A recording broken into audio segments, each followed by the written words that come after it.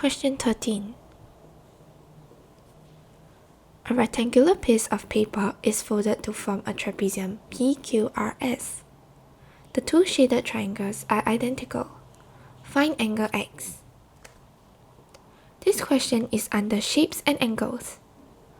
We know that the corners of a rectangle are 90 degrees. So, if we fold these sides, these corners are 90 degrees.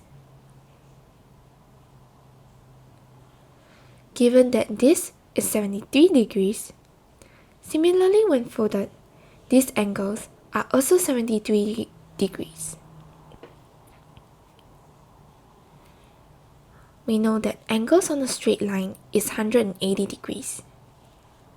So, we can derive these blue angles by using 180 degrees minus 73 degrees minus 73 degrees to give us 34 degrees.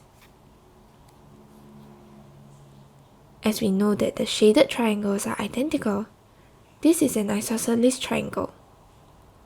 To find this green angle in the triangle, we know that angles in the triangle adds up to 180 degrees.